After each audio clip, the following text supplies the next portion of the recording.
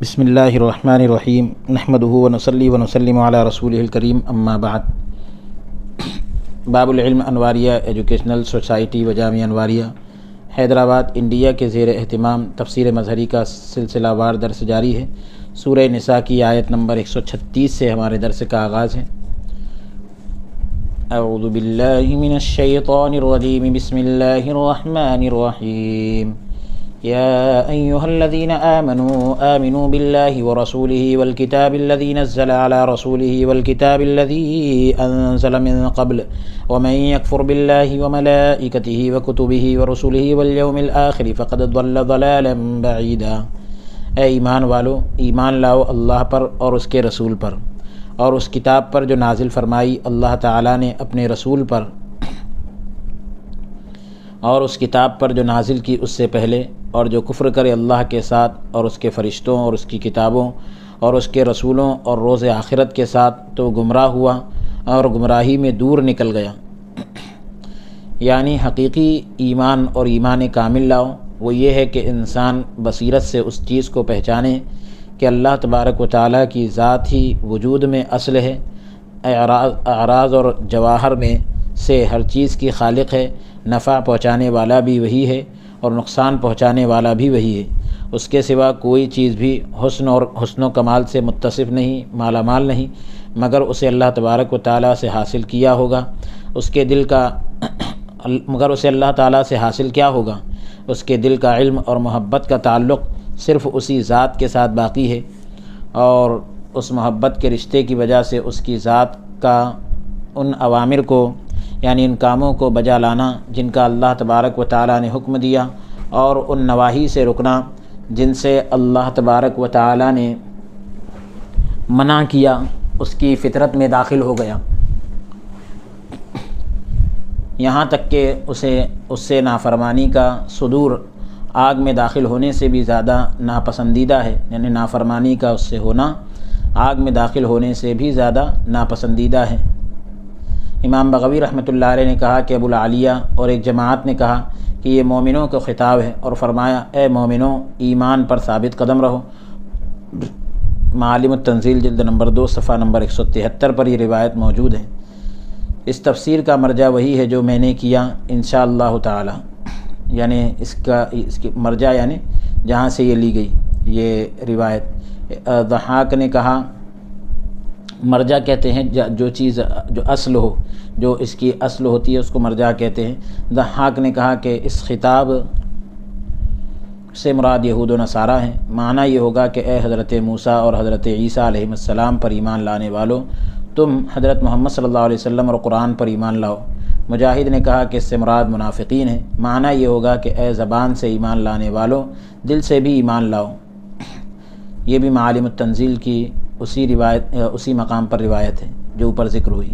ایک قول یہ کیا گیا ہے کہ اس سے مراد مشرک ہے۔ معنی یہ ہوگا کہ اے لات و عزیٰ پر ایمان لانے والو، اللہ تعالیٰ اور اس کے رسول پر ایمان لاؤ۔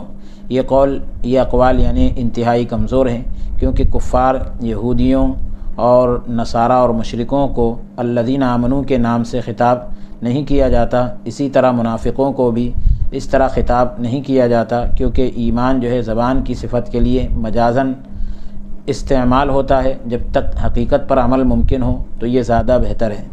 امام بغوی رحمۃ اللہ علیہ نے کہا کہ کلبی نے ابو صالح سے اور انہوں نے حضرت ابن عباس رضی اللہ عنہما سے نقل کیا ہے، اسی طرح ثعلبی نے آپ سے نقل کیا ہے کہ یہ آیت حضرت عبداللہ بن سلام، اسد اور اسید جو کعب کے بیٹے تھے، ثعلبہ بن قیس، سلام جو عبداللہ بن سلام کے بھانجے تھے، سلمہ جو ان کے بھتیجے تھے، اور یامین بن یامین کے حق میں نازل ہوئی۔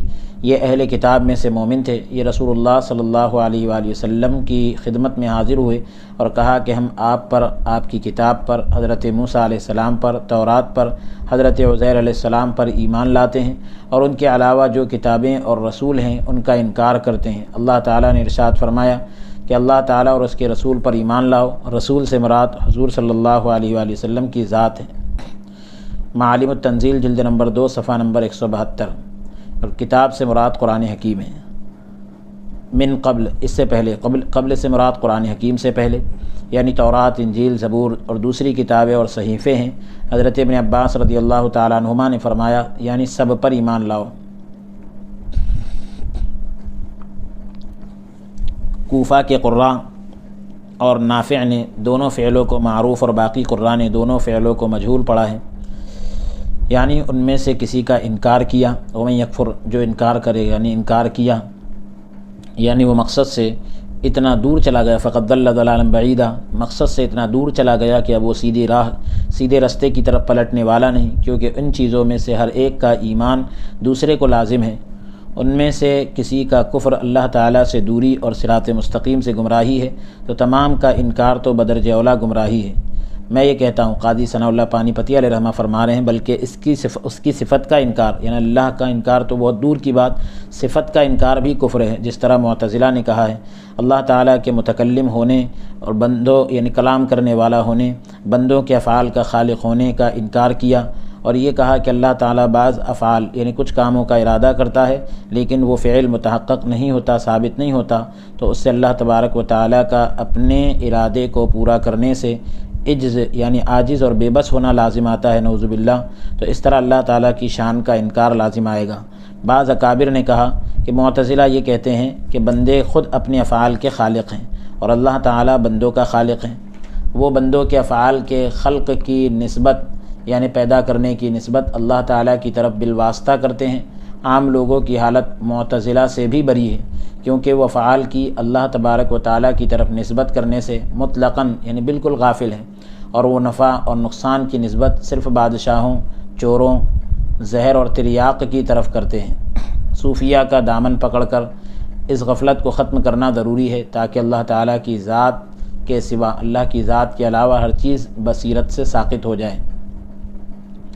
اگلی آیت کا نمبر 137، ان الذين آمنوا ثم كفروا ثم آمنوا ثم كفروا ثم ازدادوا كفرا لم يكن الله ليغفر لهم ولا ليهديهم سبيلا، بے شک جو لوگ ایمان لائے پھر کافر ہوئے، پھر ایمان لائے پھر کافر ہوئے، پھر بڑھتے گئے کفر میں، نہیں ہے سنت الہی ان کے متعلق کہ بخش دے انہیں، اور نہ یہ کہ پہنچائے انہیں راہ تک یعنی صحیح راستے تک۔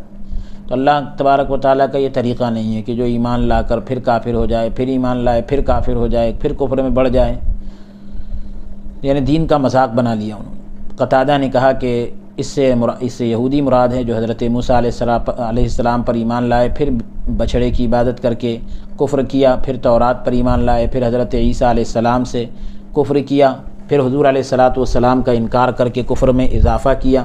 ایک قول یہ کیا گیا ہے کہ اس سے تمام اہل کتاب مراد ہے جو اپنے انبیاء علیہ السلام پر ایمان لائے، پھر ان کا انکار کر دیا، جو کتاب ان پر نازل کی گئی اس پر ایمان لائے، پھر اس سے کفر کیا، ان کے کفر سے مراد کتاب پر عمل نہ کرنا، پھر انہوں نے حضور صلی اللہ علیہ وآلہ وسلم کا انکار کر کے اپنے کفر میں اضافہ کیا۔ ایک قول یہ کیا گیا ہے کہ یہ مرتدین کے بارے میں ہے، جو ایمان لائے پھر مرتد ہوئے، پھر ایمان لائے پھر مرتد ہو گئے، پھر ایمان لائے پھر مرتد ہو گئے۔ حضرت علی شیر خدا رضی اللہ تعالیٰ عنہ سے مروی ہے، روایت ہے کہ وہ ایسے آدمی کی توبہ قبول نہ فرماتے۔ معالم التنزیل جلد نمبر 2 صفحہ نمبر 173۔ لیکن اجماع اس بات پر ہے کہ اس کی توبہ قبول کی جائے گی۔ مجاہد نے کہا ثم ازدادوا کفرا، ثم ازدادوا کفرن کا معنی یہ ہے کہ وہ کفر پر ہی مر گئے، یہ بھی معالم التنزیل کی روایت ہے۔ ایک قول یہ کیا گیا ہے کہ اس جملے اور ما بعد یعنی بعد والے جملے کا معنی یہ ہے کہ ان سے یہ امر مستبعد ہے، یعنی بہت دور ہے کہ وہ کفر سے توبہ کریں اور ایمان پر ثابت قدم رہے، جمے رہیں، کیونکہ ان کے کفر کی وجہ سے ان کے دلوں پر زنگ چڑھ چکا ہے اور ان کی آنکھیں حق دیکھنے سے اندھی ہو چکی ہیں۔ لیغفر لہم ولا لیہدیہم، اس میں لیغفر لہم اور لیہدیہم میں لام جو ہے لام جحود ہے، یعنی نفی کی تاکید کے لیے، انکار کے لیے۔ فعل ان مصدریہ کی تقدیر کے ساتھ مصدر کی تعویل میں ہو کر اس میں فاعل کے معنی میں ہے۔ کلام پھر اس طرح بنے گی، یعنی عبارت اس طرح ہوگی لم یکن اللہ غافرا لہم، اللہ ان کو بخشنے والا بھی نہیں ہے، ولا ہادیہم سبیلا، نہ ان کو ہدایت دینے والا ہے راستے کی۔ ایک قول یہ کیا گیا ہے کہ کانا کی خبر محذوف ہے، یہ لام اپنے مجرور کے ساتھ اس کے متعلق ہے۔ تقدیر کلام یوں ہوگی، اس طرح ہوگی لم یکن اللہ مریدا لیغفر لہم۔ اس مذکورہ آیت کے بعد اس آیت کا آنا ان لوگوں کے قول کی تائید کرتا ہے جو یہ کہتے ہیں کہ مذکورہ آیت مرتدین کے بارے میں نازل ہوئی۔ بشر المنافقین بأن لهم عذابا علیما، آیت نمبر 138۔ ترجمہ: خوشخبری سنا دو منافقوں کو کہ بلا شبہ ان کے لیے دردناک عذاب ہے۔ منافقین سے مراد یہاں وہ لوگ ہیں جو آپ سے ملتے ہیں یا کسی مخلص مومن سے ملتے ہیں تو ظاہر میں ایمان لانے کا دعویٰ کرتے ہیں، اور جب اپنے ساتھیوں سے ملتے ہیں تو کفر کرتے ہیں، پھر نفاق پر اصرار اور فساد برپا کرنے پر کمر بستہ ہو کر، یعنی اصرار کہتے ہیں ڈٹے رہنا، تو بالکل جم کر پھر کفر میں اضافہ کرتے ہیں۔ یہاں انذر کی جگہ بشر یعنی ڈرائیے، اس کی بجائے خوشخبری دیجیے۔ اس کا لفظ جو ہے بطور استہزاء ذکر کیا ہے، ان کا مذاق بنایا گیا۔ یہ زجاج کا قول ہے۔ یہ ایک قول یہ کیا گیا ہے کہ خوشخبری ہر ایسی خبر کو کہتے ہیں جس سے چہرے کا رنگ بدل جائے، خواہ وہ خوشکن ہو یا خوشکن نہ ہو، خوش کرنے والی ہو یا نہ ہو، چہرے کا رنگ بدلنا چاہیے، چاہے خوشی میں ہو یا غمی میں ہو۔ اگلی آیت کا نمبر ہے 139۔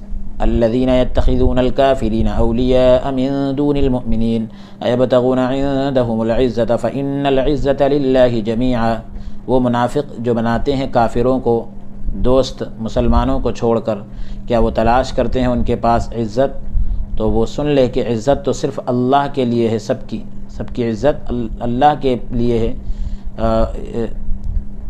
الذین یہاں پر جو ہے ضم کی وجہ سے محل نصب میں ہے، یعنی برائی ان کی بیان کرنے کی وجہ سے محل نصب میں ہے یا محل رفع میں ہے، نصب کی صورت میں۔ اریدو فعل محذوف ہوگا، رفع کی صورت میں ہم ضمیر محذوف ہوگی، یا یہ المنافقین سے بدل ہے یا اس کی صفت ہے۔ کافرین سے مراد یہودی ہیں، اولیاء سے مراد مددگار اور رازدان ہیں، کیونکہ منافق جو ہے یہودیوں کو قوی یعنی طاقتور گمان کرتے تھے۔ یبتغون کا معنی طلب کرنا ہے، عندہم میں ضمیر سے مراد کفار ہیں، العزہ سے مراد حضور صلی اللہ علیہ وآلہ وسلم کے خلاف قوت یعنی طاقت اور غلبہ ہے، یعنی وہ یہودیوں کی مدد اور دوستی سے غلبہ چاہتے ہیں۔ یہاں ایبتغون میں حرف استفہام انکار یعنی جو حمزہ حرف استفہام ہے سوالیہ انداز میں، تو انکار یا استہزاء یا تعجب کے لیے، استہزاء کہتے ہیں مذاق بنانا، ان تینوں کی دلیل اللہ تعالیٰ کا یہ فرمان فَإِنَّ الْعِزَّةَ لِلَّهِ جَمِيعًا، کیونکہ وہ غالب ہو سکتا ہے جسے اللہ تعالیٰ غلبہ عطا فرمائے۔ اللہ تعالیٰ نے قوت اور غلبہ مومنوں کے حق میں لکھ دیا ہے، کیونکہ اس کا فرمان ہے وَلِلَّهِ الْعِزَّةُ وَلِرَسُولِهِ وَلِلْمُؤْمِنِينَ، عزت تو اللہ کے لیے اور اس کے رسول کے لیے اور مومنوں کے لیے۔ اگلی آیت کا نمبر ہے 140۔ وَقَدْ نَزَّلَ عَلَيْكُمْ فِي الْكِتَابِ أَنْ إِذَا سَمِعْتُمْ آيَاتِ اللَّهِ يُكْفَرُ بِهَا وَيُسْتَهْزَأُ بِهَا فَلَا تَقْعُدُوا مَعَهُمْ حَتَّى يَخُوضُوا فِي حَدِيثٍ غَيْرِهِ إِنَّكُمْ إِذًا مِثْلُهُمْ إِنَّ اللَّهَ جَامِعُ الْمُنَافِقِينَ وَالْكَافِرِينَ فِي جَهَنَّمَ جَمِيعًا، اور تحقیق اتارا ہے اللہ نے تم پر کتاب میں، یعنی اللہ نے کتاب میں یہ حکم اتارا ہے کہ جب تم سنو اللہ تعالیٰ کی آیتوں کو کہ انکار کیا جا رہا ہے ان کا، اور اللہ کی آیتوں کا انکار کیا جا رہا ہے اور مذاق اڑایا جا رہا ہے ان کا یعنی ان آیتوں کا، تو مت بیٹھو ان کے ساتھ، یعنی کفر اور مذاق اڑانے والوں کے ساتھ، استہزاء کرنے والوں کے ساتھ مت بیٹھو۔ فلا تقعدوا معهم، ان کے ساتھ نہ بیٹھو یہاں تک کہ وہ مشغول ہو جائیں، لگ جائیں کسی دوسری بات میں، ورنہ تم بھی انہی کی طرح ہو گئے۔ بے شک اللہ تعالیٰ اکٹھا کرنے والا ہے سب منافقوں اور سب کافروں کو جہنم میں۔ کتاب سے مراد، تحقیق کہ اللہ نے تم پر کتاب اتاری، تو کتاب سے مراد قرآن ہے۔ عاصم نے نزلہ کو باب تفعیل سے معروف کا صیغہ پڑھا ہے، یعنی اللہ تعالیٰ نے تم پر نازل فرمایا، اور باقی قرآن نے اسے مجہول کا صیغہ پڑھا ہے نزلہ، اس کا نائب الفاعل ما بعد کلام ہے، نائب فاعل بعد والا کلام ہے۔ ان مثقلہ سے مخففہ ہے، یعنی تشدید والے سے اس کو جزم والا لایا گیا۔ اصل کلام اس طرح تھی انہو، یا دونوں فعل آیات سے حال ہے، مقصد ان کی مجلس میں بیٹھنے سے نہیں میں تاکید پیدا کرنا ہے۔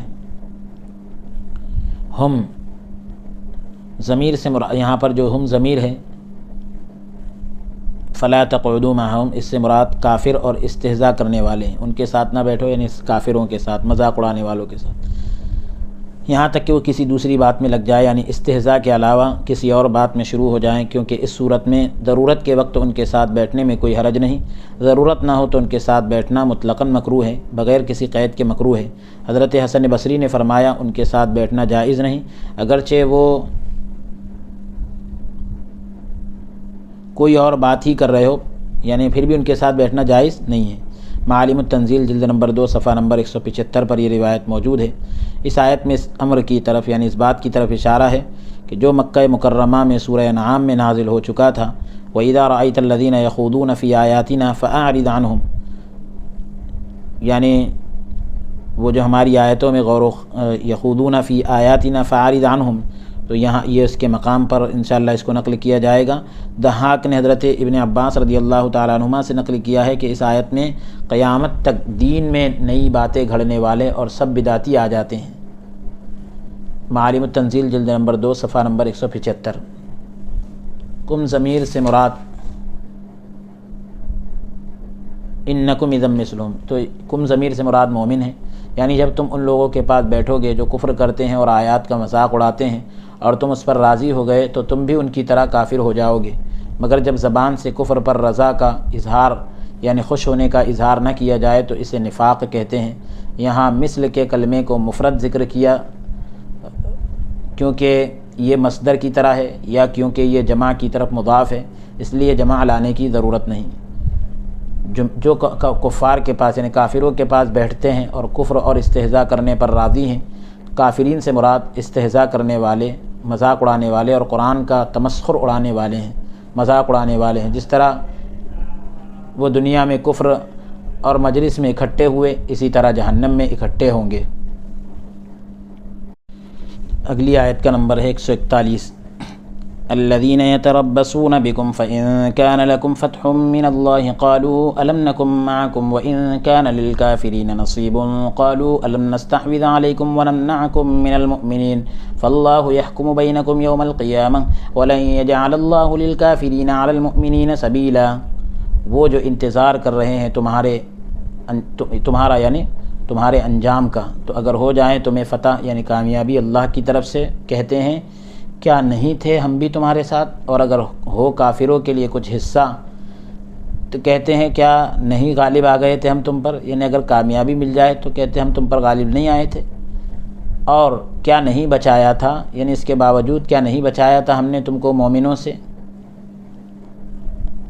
بس اے منافقوں سے کہا جا رہا ہے اللہ کا فیصلہ کرے گا تمہارے درمیان قیامت کے دن، اللہ تبارک و تعالی تمہارے درمیان فیصلہ کرے گا قیامت کے دن،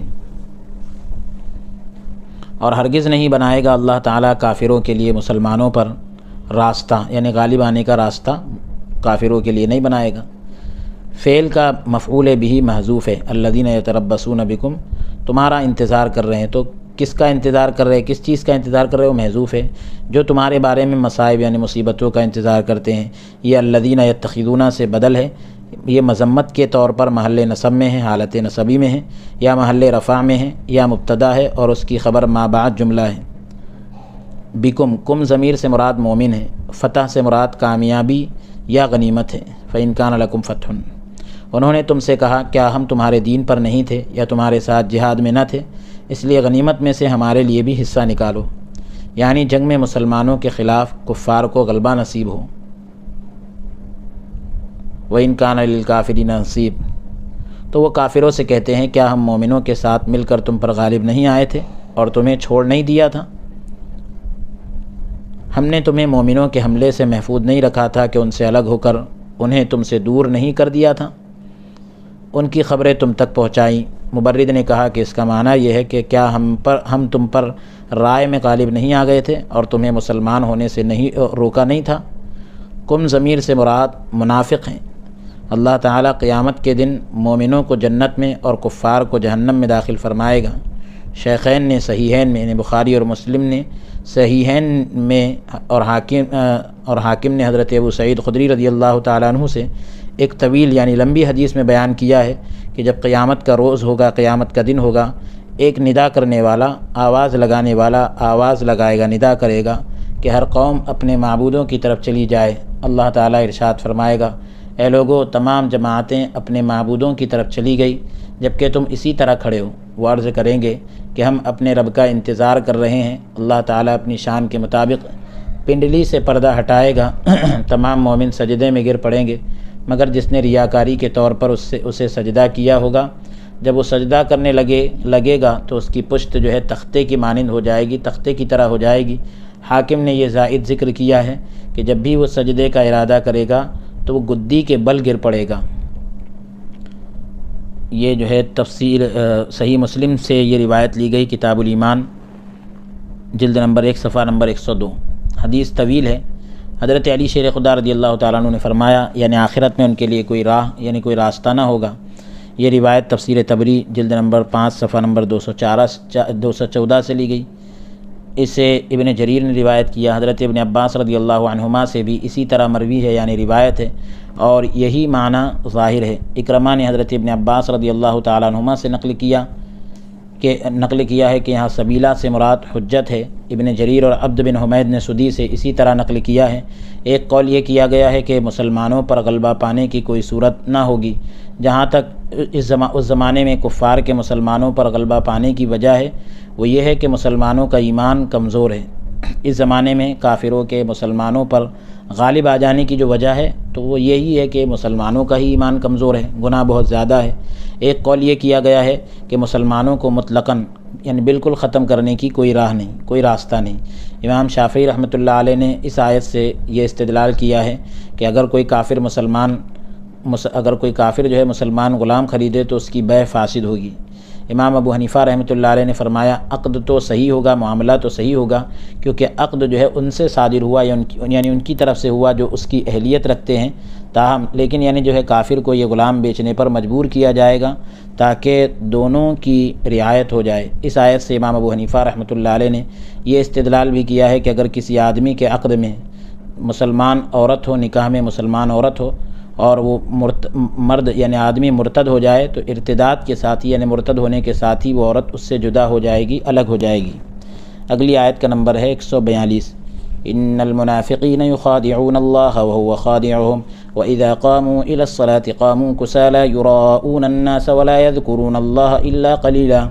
بے شک منافق دھوکہ دے رہے ہیں یعنی اپنے گمان میں دھوکہ دے رہے ہیں اللہ کو، اور اللہ تعالیٰ سزا دینے والا ہے انہیں اس دھوکہ بازی کی۔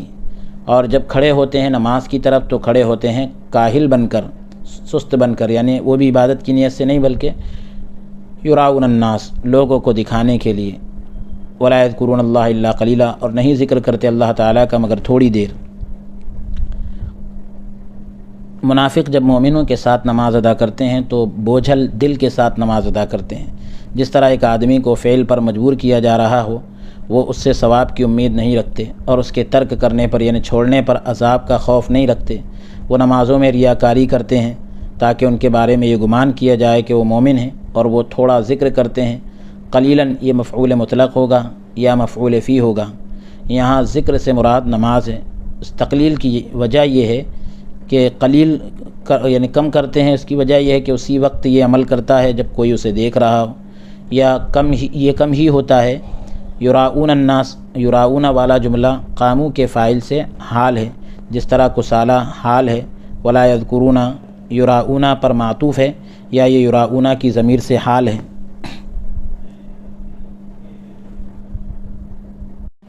آج کے سلسلہ درس کو ہم یہی موقوف کرتے ہیں۔ اللہ عز و جل کی بارگاہ میں درخواست اور دعا کرتے ہیں کہ رب تبارک و تعالی ہم سب کو قول سے زیادہ عمل کی توفیق عطا فرمائیں۔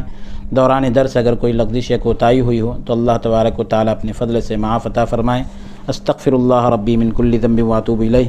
صلی اللہ تعالی وسلم علی خیر خلقہ سیدنا محمد وعلی آلہ واصحابہ اجمعین برحمتک یا ارحم الراحمین والحمد للہ رب العالمین۔ سورہ نساء کی آیت نمبر 142 تک ہم نے تلاوت کیا۔ انشاءاللہ تعالی اگلی نشست میں آیت نمبر 143 سے ہمارے درس کا آغاز ہوگا۔